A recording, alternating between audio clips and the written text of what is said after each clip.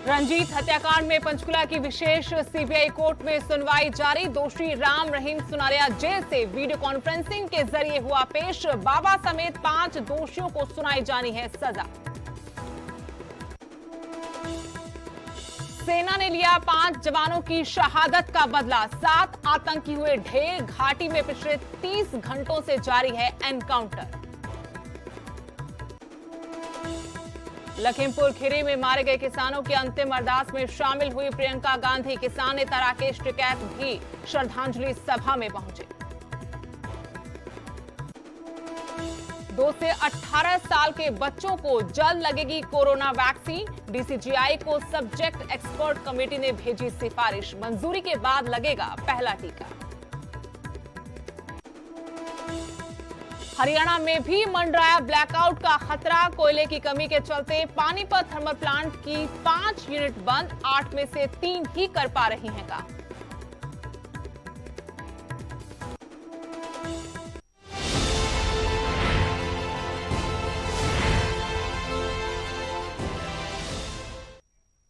नमस्कार, स्वागत है आपका। आपके साथ मैं हूं स्तेश नैन मोर। बुलेटिन की शुरुआत करेंगे बड़ी खबर के साथ। पंचकुला से बड़ी खबर। रंजीत हत्याकांड में सीबीआई कोर्ट में सुनवाई चल रही है। राम रहीम समेत 5 दोषियों को सजा सुनाई जानी है। राम रहीम सुनारिया जेल से वीडियो कॉन्फ्रेंसिंग के जरिए पेश हुआ है। 10 जुलाई 2002 में रंजीत सिंह की हत्या हुई थी।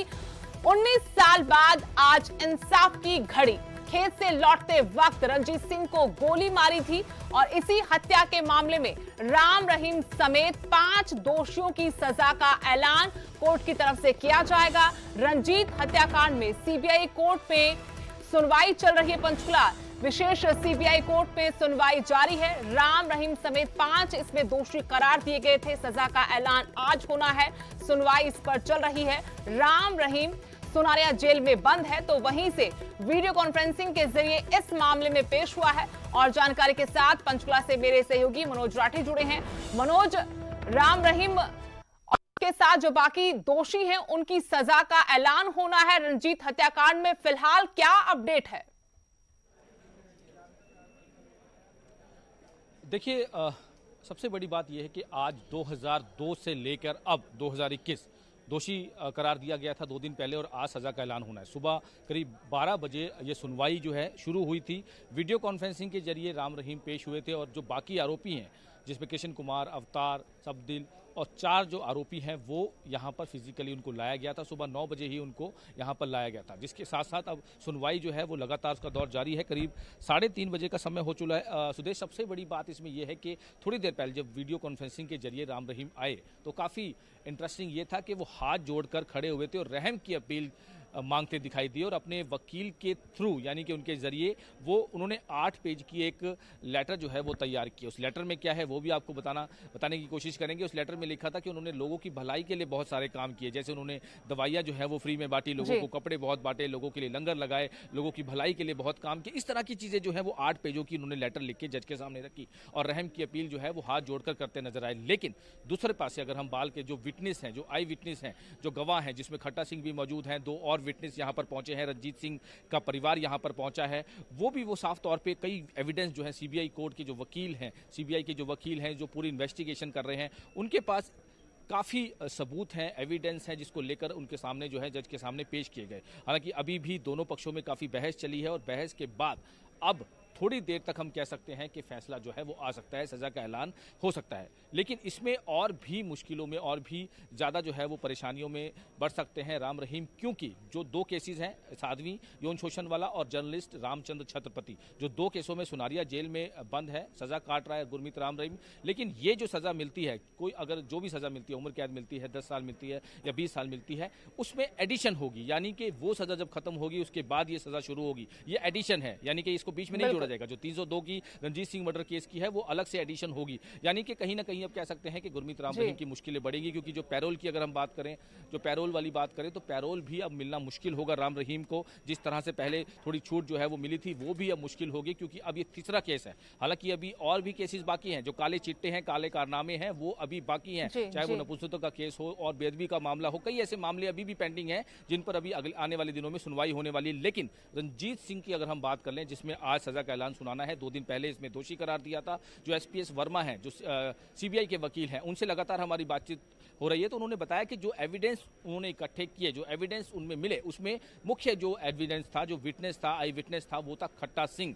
हालांकि पहले खट्टा सिंह ने, अगर हम बात करें तो खट्टा सिंह ने पहले इसमें वो बयानों से मुकर गए थे, लेकिन उसके बाद इन्होंने दोबारा जो है वो बयान दिए थे। उसके बाद दोबारा से जांच शुरू हुई। रंजीत सिंह का परिवार हाई कोर्ट भी गया, वहां से उन्होंने बोला कि हम सेटिस्फाई नहीं है। उसके बाद दोबारा फाइल खुली और उसके बाद 21, अगर हम बात करें 2002 से लेकर 2021 तक, यानी कि अब जो है रंजीत सिंह की परिवार को इंसाफ मिलने वाला है और सजा का ऐलान जो है वो होगा। हालांकि अब इसमें जितने भी एविडेंस हुई है, काफ़ी बहस हुई है। जो बचाव पक्ष का वकील था, सीबीआई के जो वकील थे, कई आर्गूमेंट जो है वो हुए हैं, लेकिन अब सिर्फ और सिर्फ जजमेंट सुनाना बाकी है, जिसको लेकर हालांकि पुलिस की तरफ से भी पूरे इंतजाम किए गए हैं। पूरे लॉ एंड ऑर्डर को देखते हुए पूरे इंतजाम किए गए हैं। 144 लगा दी गई थी। पूरा जो कोर्ट परिसर है उसको भी पूरी तरह से सील कर दिया गया था कि कोई बैड आंसर जो है वो इंटर ना हो, क्योंकि जैसे सुदेश हमने देखा कि 2017 में क्या हुआ था, काफ़ी पब्लिक प्रॉपर्टी को नुकसान हुआ था। पंचकुला में किस तरह से आगजनी हुई थी, किस तरह से हालात हुए थे, वो हालात इस तरह से ना हो, इस तरह से सिचुएशन जो है वो दोबारा से खराब ना हो,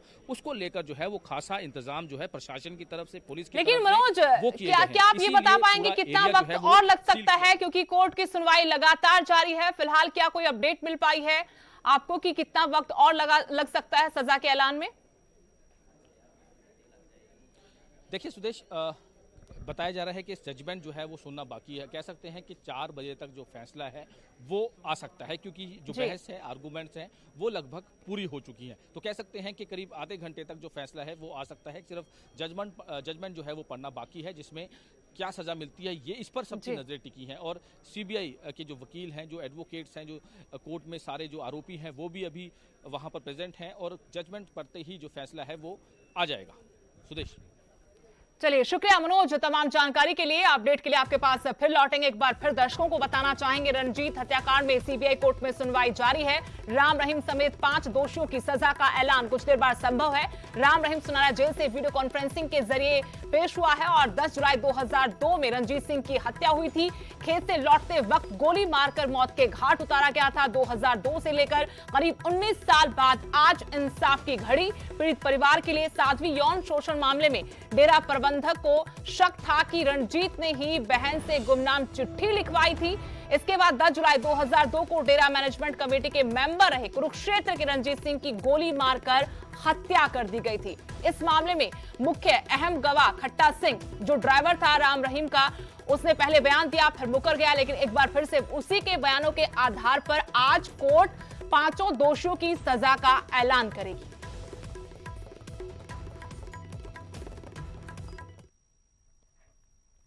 अगली बड़ी खबर का रुख करेंगे। हरियाणा में भी ब्लैकआउट का खतरा मंडरा रहा है। कोयले की कमी के चलते ये संकट बड़ा हो गया है। पानीपत थर्मल प्लांट की 5 यूनिट बंद हैं। 8 में से सिर्फ 3 यूनिट में ही बिजली का उत्पादन हो रहा है। न सिर्फ हरियाणा बल्कि पूरे देश पर ब्लैकआउट का खतरा है। हालांकि केंद्र सरकार यह आश्वासन बार बार दे रही है कि अभी ये संकट इतना बड़ा नहीं है, कोयला पर्याप्त मात्रा में है। बावजूद उसके कई राज्यों में इस खतरे का असर दिखना शुरू हो गया है, जहां कई घंटे के कट लग रहे हैं, अघोषित कट बिजली के लग रहे हैं। हरियाणा में भी ब्लैकआउट का बड़ा खतरा मंडरा रहा है। कोयले की कमी के चलते यह संकट खड़ा हुआ है। पानीपत थर्मल प्लांट की 5 यूनिट बंद है। 8 में से सिर्फ और सिर्फ 3 यूनिट में ही बिजली का उत्पादन हो रहा है।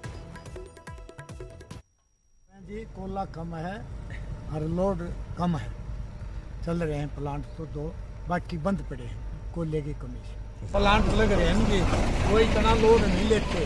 वो 10 मेगावाट 10 मेगावाट में इतना मतलब नहीं हो सकता पूरा, कोयले बिना बिजली पूरी नहीं होती।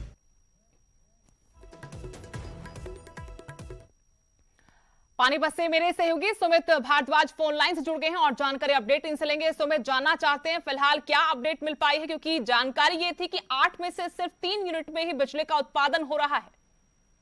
उद्देश्य देखिए, मैं आपको बताना चाहूंगा कि पहले पानीपत थर्मल प्लांट में जो है 8 यूनिट थी। 8 यूनिट में से 5 यूनिटों को पहले ही डिस्पोज कर दिया गया है और जो 1 यूनिट है वो भी डिस्पोज होने का इंतजार कर रही है। पानीपत के थर्मल प्लांट में फिलहाल 2 यूनिट जो है वो बिजली का उत्पादन कर रही है। जब हमने इस बारे में कार्यकारी अभियंता राजीव से बात की तो उनका कहना था कि उनके पास कोयला भरपूर मात्रा में लगातार आ रहा है और बिजली का उनके पास कोई संकट नहीं आने वाला है। जब इसी मामले को लेकर हमने रेलवे के कर्मचारियों से बात की, जिस ट्रेन में डेली जो कोयला आता था थर्मल के लिए सप्लाई होता, तो उनसे हमने बात की तो उनका कहना था कि पहले हर रोज कोयला जो है थर्मल प्लांट के अंदर आता था, लेकिन अब कुछ समय से कोयले की कमी हो रही है। उसको देखते हुए पानीपत के थर्मल प्लांट में 2 या 3 दिन में एक बार कोयला आता है, लेकिन इससे कहीं ना कहीं साफ तौर पर यह देखा जा सकता है कि कोयले की कमी है और कोयला पहले की मात्रा में कम जो है पानीपत के थर्मल प्लांट में पहुंच रहा है। और पानीपत का थर्मल प्लांट यही नहीं, काफी एरिया में यहाँ की बिजली सप्लाई करता है। अगर कोयले की थोड़ी सी भी कमी होती है तो पानीपत भी औद्योगिक क्षेत्र है, साथ में सोनीपत भी औद्योगिक क्षेत्र है, तो यहाँ कहीं ना कहीं संकट मंडराने वाला है अगर कोयले की कमी होती है। जी, लेकिन सुमित, फिलहाल क्या बिजली के कट लगाए जा रहे हैं या बिजली पहले की तरह सुचारू रूप से मिल पा रही है? अगर पानीपत की बात करें तो पानीपत में बिजली पहले की तरह ही मिल पा रही है। पानीपत में फिलहाल कोई कट नहीं है, क्योंकि इसका एक बड़ा कारण यह भी हो सकता है प्लांट पानीपत के अंदर ही है। पानीपत को ये समस्या ना आए आने वाले समय में, बाकी दूसरे जिलों को कह सकते हैं कि हम समस्या आ सकती है। जी, शुक्रिया सुमित जानकारी के लिए। तो पानीपत थर्मल प्लांट, जहां जानकारी की 8 में से सिर्फ 3 यूनिट में ही बिजली का उत्पादन हो रहा है। हालांकि जो अधिकारी हैं उनकी तरफ से कहा गया कि कोयले की कमी नहीं है, लेकिन रेलवे के अधिकारी ये बात स्वीकार कर रहे हैं कि अब कोयला 2-3 दिन बाद ही आ रहा है और काफी कम मात्रा में कोयला आ रहा है। न सिर्फ हरियाणा के सामने संकट बल्कि पूरे देश के सामने बड़ा संकट है। भारत कोयला निर्यात आयात में दूसरा सबसे बड़ा देश दुनिया का, उसके बावजूद इतना बड़ा संकट देश के सामने है।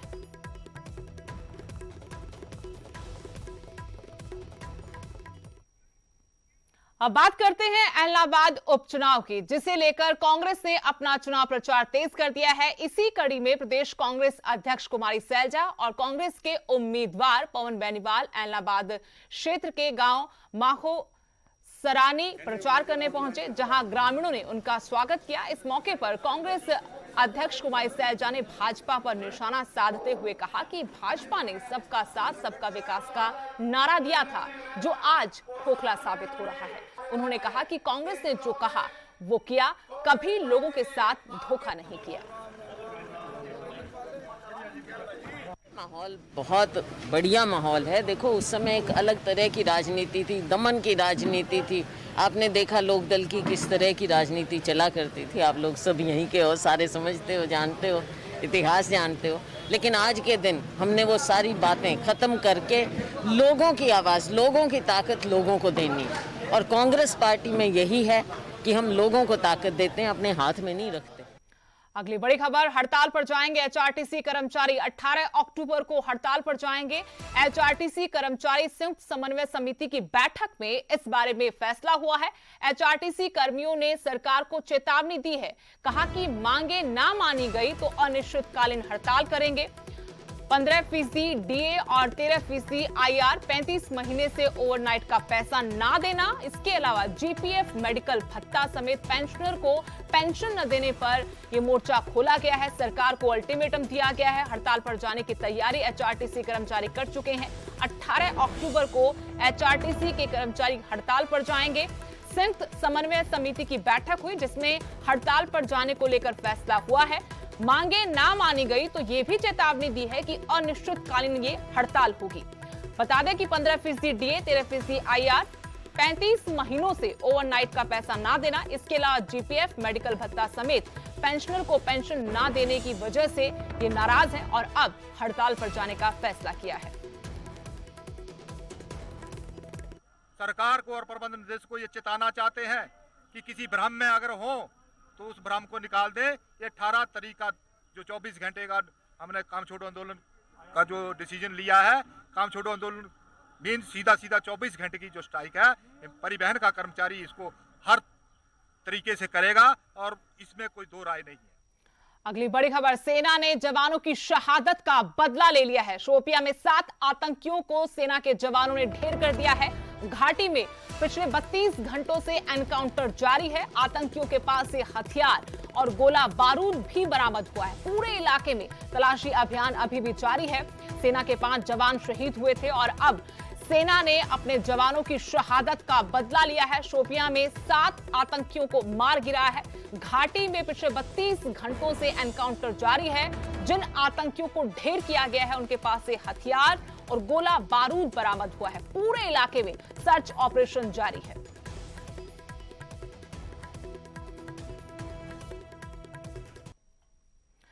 दिल्ली पुलिस ने त्योहारों से पहले आतंकी हमले की बड़ी साजिश को नाकाम कर दिया है। पुलिस की स्पेशल सेल ने लक्ष्मी नगर के रमेश पार्क से पाकिस्तानी आतंकी को गिरफ्तार किया है। यह आतंकी फर्जी आईडी के साथ दिल्ली में रह रहा था। गिरफ्तार आतंकी के पास AK-47 राइफल के साथ एक एक्स्ट्रा मैगजीन और 60 राउंड गोली, एक हैंड ग्रेनेड के साथ 2 अत्याधुनिक पिस्टल जब्त की गई हैं।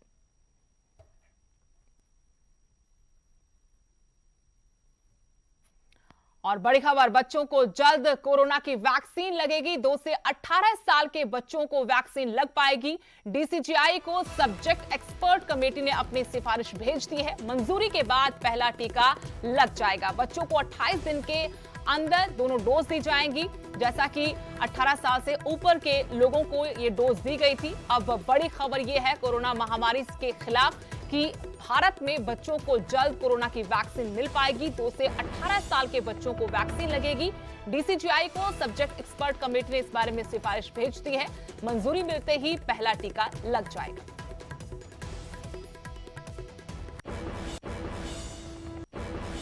कोरोना का टीका बच्चों के लिए लॉन्च हो चुका है। 2 से 18 साल के बच्चों को कोरोना का टीका अब लगाया जाएगा। आज से कोवैक्सीन को स्वास्थ्य मंत्रालय ने मंजूरी दे दी है। ये टीका 3 चरणों में बच्चों को लगाया जाएगा। पहला जो चरण होगा उसमें 12 से 18 साल के बच्चों को, दूसरे चरण में 5 से 12 साल के और तीसरे चरण में 2 से 5 साल के बच्चों को कोरोना का टीका लगाया जाएगा। और साथ ही ये जो टीका है ये 2 चरणों में लगाया जाएगा। पहले और दूसरे चरण में 28 दिन का फर्क होगा।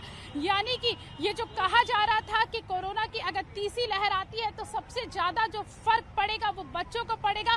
तो भारत के लिए और सबसे ज्यादा माता पिता के लिए सबसे खुशी की बात है कि भारत में कोविड का जो टीका है बच्चों के लिए 2 से 18 साल तक के लिए वो लॉन्च हो चुका है। स्वास्थ्य मंत्रालय ने उसको मंजूरी दे दी है। तो हम ये कह सकते हैं कि अब बच्चों के लिए भी सुरक्षा कवच कोविड का तैयार हो चुका है। कैमरा पर्सन नरेश के साथ प्रीति श्रीवास्तव।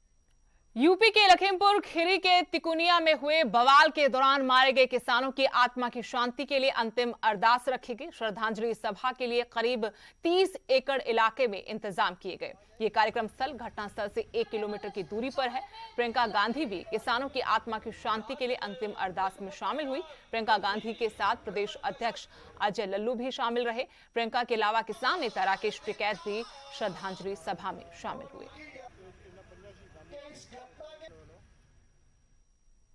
और यहां रुकेंगे छोटे से ब्रेक के लिए।